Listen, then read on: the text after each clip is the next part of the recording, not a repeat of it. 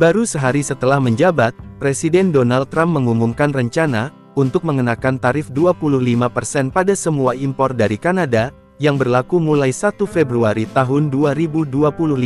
Pemerintah mengutip kekhawatiran atas imigrasi ilegal dan perdagangan fentanyl ke Amerika Serikat sebagai alasan utama tindakan ini.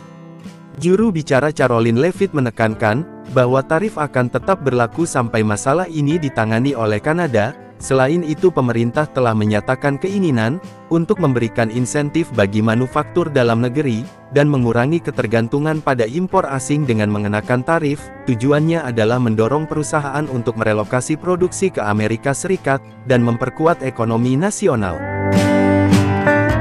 Pada akhir Januari tahun 2025, Presiden Donald Trump menyarankan bahwa Kanada dapat menghindari tarif 25% yang akan datang pada impornya, dengan menjadi negara bagian Amerika Serikat ke-51. Ia mengusulkan bahwa langkah tersebut akan menghasilkan pengurangan pajak yang signifikan, dan peningkatan perawatan kesehatan bagi warga Kanada. Trump menyatakan bahwa warga negara Kanada, jika hal itu terjadi, akan mendapatkan pemotongan pajak yang sangat besar, karena mereka dikenai pajak yang sangat tinggi. Mereka akan memiliki cakupan kesehatan yang jauh lebih baik. Saran ini adalah bagian dari strategi yang lebih luas oleh Presiden Donald Trump untuk memanfaatkan langkah-langkah ekonomi untuk mempengaruhi hubungan internasional. Sebelumnya dia telah menunjukkan niatnya untuk menerapkan tarif yang tinggi terhadap Kanada, dan pada tanggal 7 Januari tahun 2025, ia menyatakan ambisinya untuk menggunakan kekuatan ekonomi untuk mendorong Kanada bergabung dengan Amerika Serikat, menekankan bahwa penggabungan akan meningkatkan keamanan nasional dan mengurangi pengeluaran Amerika Serikat untuk perlindungan perbatasan. Usulan kenegaraan Amerika disambut dengan penolakan cepat dari pejabat Kanada. Mantan Menteri Keuangan Chrystia Freeland menanggapi Presiden Trump, "Kanada tidak untuk dijual, kami kuat, independen, dan tidak akan pernah membiarkan perusahaan asuransi kesehatan Anda mengambil untung dari warga Kanada," ucapnya. Amerika Serikat dan Kanada memiliki salah satu hubungan perdagangan yang paling luas dan terintegrasi di dunia. Pada tahun 2023, perdagangan bilateral barang dan jasa mencapai sekitar 923 miliar dolar Amerika Serikat, dengan total ekspor Amerika Serikat ke Kanada sebesar 441 miliar, dan impor dari Kanada sebesar 482 miliar dolar, yang menghasilkan perdagangan bebas Amerika Serikat dan Kanada. Defisit perdagangan sebesar 41 miliar dolar. Perdagangan otomotif antara Kanada dan Amerika Serikat tetap menjadi komponen penting hubungan ekonomi mereka, dengan pertukaran yang signifikan dalam kendaraan dan komponen otomotif. Pada tahun 2023, mengekspor sejumlah besar suku cadang dan komponen otomotif ke dan dari Amerika Serikat. Pada tahun 2023, hampir 50% dari impor kendaraan bermotor dan suku cadang Amerika Serikat berasal dari Kanada 15%, dan Meksiko 35%, menggarisbawahi hubungan ekonomi yang mendalam antara kedua negara. Hubungan perdagangan mencakup berbagai sektor termasuk otomotif, pertanian, energi, dan jasa. Perdana Menteri Kanada, Justin Trudeau, telah menggambarkan strategi komprehensif untuk mengatasi usulan tarif sebesar 25% dari Presiden Amerika Serikat terhadap impor Kanada. Justin Trudeau telah vokal dalam kritiknya terhadap tarif yang diusulkan, dan menekankan dampak buruknya pada industri Kanada dan konsumen Amerika Serikat. Ia menekankan bahwa tarif tersebut akan menyebabkan peningkatan biaya di sektor seperti otomotif, kayu, dan minyak. Dalam konferensi pers, Trudeau menyatakan bahwa rakyat Amerika bukanlah target. Kami berharap pada akhirnya akal sehat akan menang. I want to speak directly to Americans, our closest friends and neighbors. This is a choice that, yes, will harm Canadians, but beyond that, it will have real consequences for you, the American people. As I have consistently said, tariffs against Canada will put your jobs at risk, potentially shutting down American auto assembly plants and other manufacturing facilities. They will raise costs for you. Perdana Menteri Ontario Doug Ford telah mengindikasikan bahwa provinsi tersebut sedang mempertimbangkan pembatasan ekspor listrik ke negara bagian Amerika Serikat, seperti Minnesota, Michigan, dan New York. Pada tahun 2023 ekspor listrik, Ontario memasok sekitar 1,5 juta rumah di Amerika. Ford menekankan bahwa tindakan tersebut akan menjadi pilihan terakhir, tetapi sedang dipertimbangkan untuk melindungi kepentingan Kanada. Tindakan pembalasan tahap awal, Kanada berencana untuk mengenakan tarif pembalasan terhadap produk Amerika Serikat senilai sekitar 37 miliar dolar, barang yang menjadi sasaran termasuk barang-barang seperti jus jeruk, wadah keramik, dan minuman beralkohol tertentu, sementara daftar lengkapnya belum dirilis secara resmi. Laporan menunjukkan bahwa Kanada sedang mempertimbangkan tarif pada berbagai barang Amerika, termasuk jus jeruk, terutama dari Florida, eksportir utama produk jeruk, produk baja. Beberapa barang baja sedang dipertimbangkan, yang dapat berdampak pada produsen baja Amerika Serikat. Barang keramik barang seperti wastafel, dan toilet, sedang dievaluasi untuk potensi tarif. Produk susu dari negara-negara seperti Wisconsin mungkin menjadi sasaran. Mesin pencuci piring yang diproduksi di negara-negara seperti Michigan juga tidak lepas dari target tarif balasan Kanada.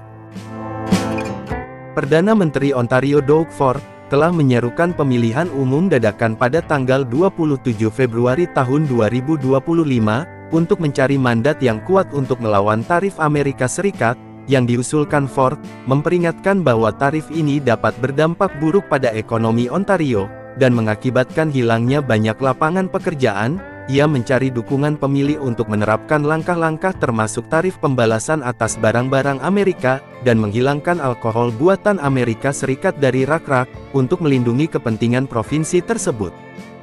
Kanada adalah pemasok utama minyak mentah ke Amerika Serikat, yang menyumbang sekitar 60% dari impor minyak mentah Amerika Serikat. Pengenaan tarif sebesar 25% pada minyak mentah Kanada dapat mengganggu rantai pasokan ini, yang menyebabkan peningkatan biaya bagi penyuling Amerika Serikat, dan akibatnya harga bahan bakar yang lebih tinggi bagi konsumen. Analis memperingatkan bahwa tarif tersebut akan mengganggu pasar energi, dan menaikkan harga bahan bakar bagi warga Amerika Serikat.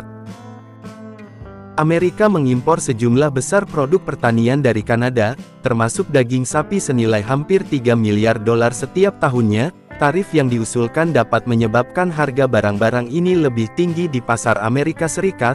Para ahli memperkirakan bahwa tarif akan meningkatkan harga pangan hingga 25% dalam beberapa kasus, dan menambah sekitar 185 miliar dolar per tahun untuk pengeluaran belanjaan keluarga Amerika. Keluarga berpenghasilan rendah akan terkena dampak secara tidak proporsional. Pemerintah Kanada telah mengindikasikan bahwa setiap tindakan pembalasan akan didistribusikan secara merata di semua wilayah, dan tidak memilih profesi atau sektor tertentu.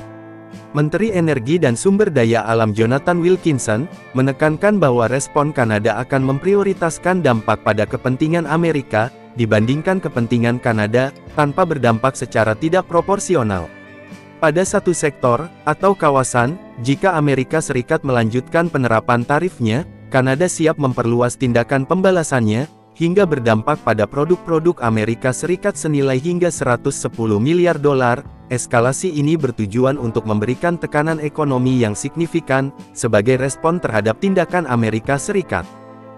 Sebagai tindakan yang lebih drastis, Kanada mempertimbangkan untuk mengurangi ekspor energi ke Amerika Serikat, mengingat Kanada memasok sekitar 20% dari minyak yang dikonsumsi di Amerika Serikat.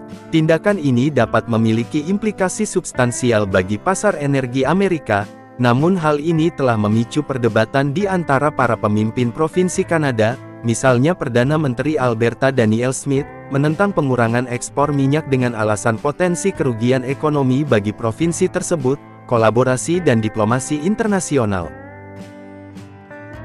Menteri Luar Negeri Kanada Melanie Joly telah mengumumkan rencana untuk bekerja sama dengan mitranya di negara-negara sekutu termasuk Inggris, Meksiko dan beberapa negara Eropa, anggota Serikat Pekerja untuk membentuk Front Persatuan melawan dengan potensi tarif Amerika Serikat. Inisiatif diplomatik ini bertujuan untuk mengkoordinasikan tanggapan dan mengeksplorasi langkah-langkah kolektif untuk melawan dampak ekonomi dari tarif yang diusulkan, strategi pembalasan yang ditargetkan pada tanggal 27 Januari tahun 2025.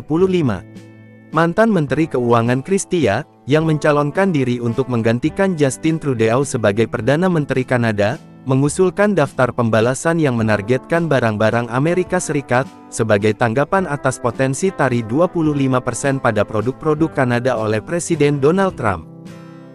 Freeland menekankan bahwa tindakan balasan Kanada harus tepat sasaran dan menyakitkan, dengan menyebutkan jeruk Florida, petani susu, dan produsen mesin pencuci piring sebagai target potensial. Daftar yang diusulkan akan mencakup produk senilai $139 Amerika Serikat.